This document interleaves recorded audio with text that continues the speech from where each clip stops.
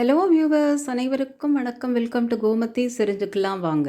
இன்றைக்கி நம்ம ஓணம் ஸ்பெஷல் எரிசேரி வாழைக்காய் வச்சு எரிசேரி பண்ணுவோம். ரொம்ப சூப்பராக இருக்கும் சாப்பிட்றதுக்கு. மணக்க மணக்க பண்ணிடலாம். வாங்க வீடியோக்குள்ளே போகலாம்.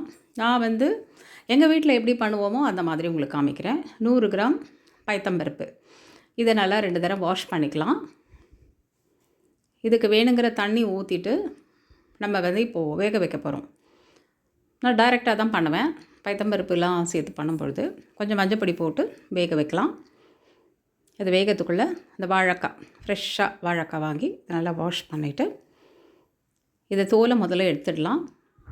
இந்த எரிசேரியை வாழைக்காய் சேனை சேர்த்து பண்ணும்போது ரொம்ப நல்லாயிருக்கும். சேனையில் தனியாகவும் பண்ணலாம், இல்லைனா மத்தன் அந்த சிகப்பு பூசணிக்காய் இருக்குல்ல, பரங்கிக்காய், அதுலேயும் பண்ணலாம். இப்போ இது கொதிக்க ஆரம்பிச்சிருச்சு பருப்பு. அப்படியே இருக்கட்டும். நம்ம வாழைக்காவை நறுக்கிடலாம். வாழைக்காய் இந்த கஷ்ணம் தட் இஸ் இந்த துண்டுகள் இந்த மாதிரி போட்டுக்கோங்க.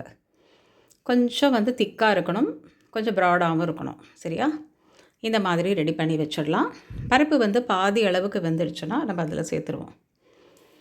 அதுக்கு முன்னாடி வறுக்கிறதுக்கு கொஞ்சம் இன்க்ரீடியன்ட்ஸ்: 2 வரமிளகா, 1 டீஸ்பூன் மிளகு, 1 ஸ்பூன் நான் உளுத்தம்பருப்பு வைக்கிறேன். இது totally optional. This is for திக்னஸ்க்காக மட்டும்தான். இப்போது பருப்பு வெந்தாச்சு, பாதி அளவுக்கு வெந்தெடுத்து இப்போ நம்ம வாழைக்காவை சேர்த்துடலாம். ஏன்னா முழுசாக வெந்தப்புறம் போடக்கூடாது, குழஞ்சு போயிடும். பாதி வெந்துன்னு இருக்கும் பொழுது காயை போட்டுட்டோன்னா ஏதாவது கூட்டுகள்லாம் பண்ணும்போது கூட இந்த மாதிரி பண்ணிக்கலாம். என்னோடய வீடியோஸில் எல்லாம் இப்படி தான் நான் போட்டிருப்பேன், பார்த்துருப்பீங்க. ஒரு கடாயில் கொஞ்சம் தேங்காய் எண்ணெய் விட்டுண்டு இந்த மிளகு, இந்த உளுத்தம்பருப்பு ஆப்ஷனல் தாங்க. என்னடா இதில் உளுத்தம்பருப்பு போடுறாங்களேன்னு நினைக்காதீங்க, திக்காகும், அதுக்காக தான். ஒரு முடி தேங்காய் திருக்கி வச்சுருக்கேன். இது வறுப்பட்ட பிறகு நம்ம தேங்காய் இதில் பாதி அளவுக்கு சேர்த்துருவோம். இந்த தேங்காவை நல்லா வறுத்து போடுறது தான் எரிசேரிக்கு நல்ல மணம் அண்டு டேஸ்ட்டு. அந்த மிளகு டேஸ்ட்டும் அப்புறம் அந்த தேங்காய் வறுப்பட்டு நம்ம அரைக்கிறோம் பாருங்கள், அதுதான் ரொம்ப டேஸ்ட்டாக இருக்கும். இதை ஒரு தட்டில் வச்சுடுவோம், ஆறட்டும். ஆறினப்புறம் நம்ம அரைச்சி சேர்த்துட வேண்டியது தான். டக்குன்னு ஆகிடும். ஒரு 10 நிமிஷம் தான் எரிசேரி ஆகிறதுக்கு. இப்போ பாருங்க, இது வாழைக்காயும் வெந்துன்ருக்கு. உப்பு சேர்த்துடுவோம். இந்த வெஜிடபிளுக்கு வேணுங்கிற உப்பை மட்டும் சேர்த்துப்போம். சேர்த்து ஒரு தடவை நல்லா கலந்து விட்டுட்டு ஒரு நிமிஷம் அப்படியே இருக்கட்டும். நம்ம அரைச்சி கொண்டு சேர்த்துட்டோன்னா எரிசேரி ரெடி ஆகிடும். இப்போ இது ஆறி இருக்குது. நம்ம மிக்ஸி ஜாரில் போட்டுருவோம்.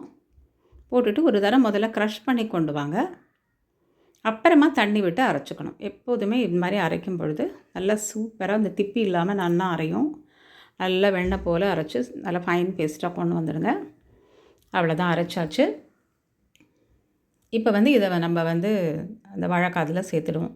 இப்போ பருப்பு வாழைக்காய் நல்லா இந்த உப்பும் நல்லா காயில் ஏறி இருக்கும். அவ்வளோதான்.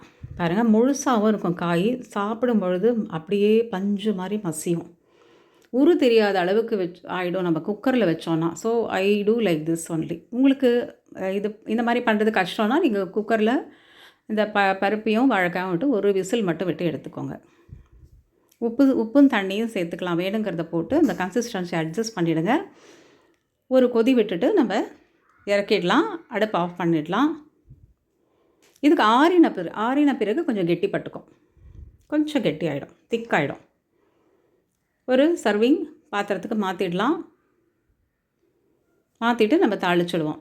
நம்ம தேங்காய் வறுத்தோம் இல்லையா, அதே இதிலையே வச்சுன்றேன் நான். இல்லைனா ஒரு தாளிக்கிற கரண்டி வச்சுக்கலாம் நீங்கள். ஒரு 2-3 டீஸ்பூன் அளவுக்கு தேங்காய் எண்ணெயில் தான் தாளிக்கணும், தேங்காய் எண்ணெயில் தான் வறுக்கணும். கடுகு, உளுத்தம்பருப்பு, கடுகு வெடிக்கட்டும். உளுத்தம்பருப்பு நல்லா ப்ரௌன் ஆன பிறகு நம்ம இதுலேயும் கொஞ்சம் தேங்காய் சேர்க்க போகிறோம். அதுக்கு முன்னாடி கருவேப்பிலை போட்டுடுங்க. 2-3 டீஸ்பூன் அளவுக்கு தேங்காய். ஏன்னா இந்த குவான்டிட்டிக்கு இவ்வளோ போகும். நிறைய பண்ணும்பொழுது கொஞ்சம் நிறைய போட்டுக்கணும். இந்த குவான்டிட்டிக்கு தான் நம்மளுக்கு இந்த அளவுகள்லாம். சரியா? நல்லா ப்ரௌனாக வறுந்துட்டு வறுப்பட்ட பிறகு நம்ம அந்த எரிசேரியில் சேர்த்துட வேண்டியது தான். ரொம்ப அருமையாக இருக்கும். ஒரு பப்படா மட்டும் வச்சுட்டு சாப்பிட்டுக்கலாம் தொட்டுக்கிறதுக்கு. இல்லைனா நீங்கள் சாம்பார் அந்த மாதிரி நிறைய பண்ணியிருந்தேன்னா தொட்டுக்கிறதுக்கு கூட்டு மாதிரி இதை வச்சுக்கலாம். ரொம்ப ரொம்ப ரொம்ப ரொம்ப அருமையாக இருக்கும். கேரளா ஸ்பெஷல் ஓணம் அன்னைக்கு உங்களுக்கு காமிச்சிருக்கேன். நல்லா கலந்து விட்டு பரிமாற வேண்டியது தான். சேனல் ஃபஸ்ட் டைம் பார்க்குறீங்கனாக்கா நீங்கள் சப்ஸ்கிரைப் பண்ணி வச்சுக்கோங்க. பெல் ஐக்கானை கிளிக் பண்ணி ஆல் அப்படிங்கிற ஆப்ஷனை கிளிக் பண்ணி வச்சுக்கோங்க. ஃபேஸ்புக்கில் பார்த்தா ஃபாலோ பண்ணி வச்சுக்கோங்க. உங்களுக்கு பிடிச்சிருந்ததுன்னா ஒரு லைக் மட்டும் போட்டுருங்க. ஷேர் பண்ணுங்கள் உங்கள் ஃப்ரெண்ட்ஸ் எல்லாருக்கும். எல்லோருக்கும் ஓணம் தின நல்வாழ்த்துக்கள்.